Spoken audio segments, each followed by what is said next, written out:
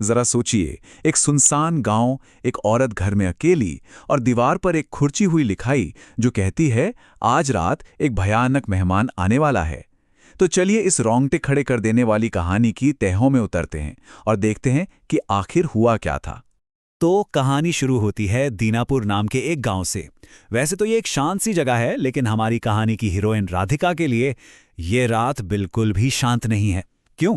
क्योंकि उसकी दीवार पर लिखा एक छोटा सा लेकिन बहुत डरावना मैसेज उसे अंदर ही अंदर खाए जा रहा है। रात का मेहमान आएगा। इस कहानी की सबसे खास बात है डर को बनाने का तरीका। देखिए यहां समय का इस्तेमाल कैसे किया गया है। रात के 3 बजे हैं। हर एक पल 1 घंटे जैसा लग रहा है। ऐसा महसूस होता है मानो घड़ी की सुइयां भी डर के मारे आगे बढ़ने से कतरा रही हों, धीरे धीरे रेंग रही हों। अब मेहमान के आने का वक्त हो गया है और यहीं से असली डर शुरू होता है। देखिए हॉरर का सबसे बड़ा हथियार वो नहीं जो हम देखते हैं, बल्कि वो है जो हम नहीं देख पाते, बस महसूस कर सकते हैं या सुन सकते हैं। और ये कहानी इसी अनदेखे डर को बहुत बखूबी पकड़ती है। तो पहली आवाज आती है, लेकिन दरवाजे पर नहीं।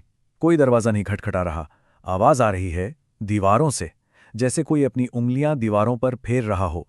अब ये कितना अजीब और गैर कुदरती है ना? यहीं से समझ आ जाता है कि जो भी बाहर है वो कोई आम मेहमान नहीं है। और तभी उस आवाज को सुनते ही राधिका के जहन में गांव की एक पुरानी दाई की बातें गूंजने लगती हैं। एक चेतावनी, एक लोक कथा जो कहती थी कि रात का मेहमान दरवाजे से नहीं आता, वो दीवारों से चलता है, वो छत से उतरता है। अचानक वो पुरानी कहानी अब हकीकत लगने लगती है। और फिर चीजें तेजी से बिगड़ती हैं। ये एक तरह का हमला है, पर हथियारों से नहीं, बल्कि राधिका की इंद्रियों पर। अचानक लालटेन की लौ बुझ जाती है। पूरा अंधेरा, फिर छत पर किसी के चलने की आवाजें, और फिर उसके गाल पर कुछ ठंडा और गीला टपकता है, और साथ ही आती है खून की एक अजीब सी महक। अब ये साफ हो जाता है, ये सिर्फ कोई वहम नहीं है, वो चीज वहीं उसी कमरे में मौजूद है। यहां तक तो डर बाहर ही था, आवाजें, परछाइयां, लेकिन अब कहानी का पहला बड़ा टर्निंग पॉइंट आता है। अब डर बाहर ही नहीं रहेगा, अब वो सीधा राधिका के दिल और दिमाग पर हमला करने वाला है। उस घने अंधेरे में कमरे के एक कोने से एक फुसफुसाहट सुनाई देती है। सिर्फ एक शब्द, राधिका। सोचिए जरा, कोई अनजान ताकत, कोई अनदेखी चीज किसी का नाम जानती है। डर अब सिर्फ डर नहीं रहा, वो पर्सनल हो गया है। और फिर वो आवाज दोबारा बोलती है, मेरी तरफ देखो राधिका, मैं आखिर तुमसे मिलने आ ही गया। और ये आवाज कोई अनजानी नहीं है, ये उसके पति महेश की आवाज है। वही महेश जिसकी 3 महीने पहले एक एक्सीडेंट में मौत हो चुकी थी। अब राधिका के मन में एक जंग छिड़ जाती है। क्या यह सच में उसका महेश है जो मौत के बाद उससे मिलने लौटा है? एक तरफ तो उस अनदेखी चीज का खौफ है, लेकिन दूसरी तरफ अपने पति को एक बार फिर से देखने की एक छोटी सी पागल सी उम्मीद भी है। और यही कहानी एक बहुत ही चालाक मोड़ लेती है। अचानक से सब शांत हो जाता है। ये हॉरर कहानियों की एक बहुत ही पुरानी ट्रिक है, तूफान से पहले की शांति। तनाव को कम किया जाता है ताकि जब अगला झटका लगे तो वो और भी ज्यादा जोरदार हो। राधिका अपने आप को संभालने की कोशिश करती है। वो दाई माँ की बातों को याद करती है और एक प्लान बनाती है। ठीक है, मैं उसकी तरफ नहीं देखूंगी, उसके छलावे में नहीं आऊंगी। वो बाहर रखा खाना खाएगा और चला जाएगा। वो बार बार यही दोहराती है, शायद ये रात किसी तरह कट जाए। और लगता है कि उसका प्लान काम कर गया। परछाई पीछे हट जाती है। मेज पर रखी लालटेन अपने आप फिर से जल उठती है। एक पल के लिए राधिका को और शायद कहानी सुनने वालों को भी एक गहरी सांस लेने का मौका मिलता है। ऐसा लगता है जैसे खतरा टल गया है। घड़ी में सुबह के 5 बज चुके हैं। खिड़की से हल्की रोशनी भी आ रही है। सुबह हो रही है, मतलब रात का अंधेरा और उसका डर अब खत्म। बुरा सपना आखिर खत्म हो गया, या शायद नहीं। लेकिन वो जो राहत का पल था, वो एक धोखा था, एक जाल। कहानी का सबसे भयानक हिस्सा, उसका असली चेहरा, अब सामने आने वाला था। तभी राधिका को कुछ अजीब लगता है।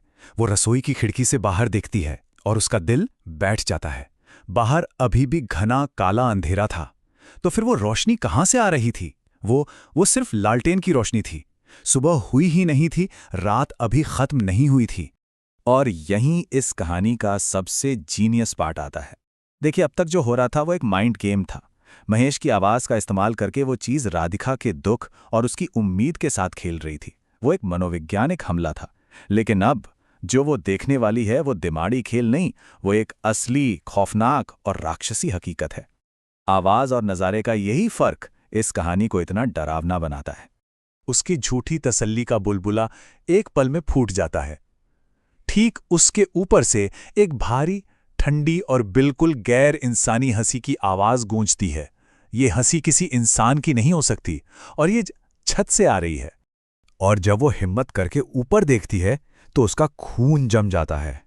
उसका मरा हुआ पति महेश छत से चिपका हुआ था। ये है रात के मेहमान का असली चेहरा। वो खूबसूरत आवाज, वो उम्मीद, सब एक धोखा था। और इस राक्षसी हकीकत को देखकर ही राधिका की चीख निकल जाती है। अगली सुबह जब वाकई सूरज निकलता है तो घर में मौत जैसा सन्नाटा पसरा होता है। राधिका की चीखें सुनकर गांव वाले वहां पहुंचते हैं, लेकिन अंदर का नजारा देखकर वो भी सन्न रह जाते हैं। तो गांव वालों को क्या मिलता है? दरवाजा खुला हुआ था। घर के अंदर अजीब सी ठंडक थी। आंगन में रखी खाने की थाली पूरी तरह खाली थी। फर्श पर सूखे हुए खून के कुछ धब्बे थे। और राधिका गायब थी। और तब भीड़ में से कोई एक कांपती हुई आवाज में कहता है, लगता है रात का मेहमान उसे अपने साथ ले गया। बस उसी पल वो पुरानी कहानी, वो दाई माँ की चेतावनी, सबके लिए एक भयानक हकीकत बन जाती है। राधिका का गायब होना कोई आम घटना नहीं थी। उसने एक पुरानी लोक कथा को लिया और उसे एक असल, जीते जागते डर में बदल दिया। अब दीनापुर गांव के लिए ये सिर्फ एक कहानी नहीं थी, ये एक चेतावनी थी जो हर अंधेरी रात में याद आती थी। तो आखिर में कहानी हमें एक सवाल के साथ छोड़ जाती है। घर खाली था, मेहमान भी जा चुका था, लेकिन राधिका का क्या हुआ?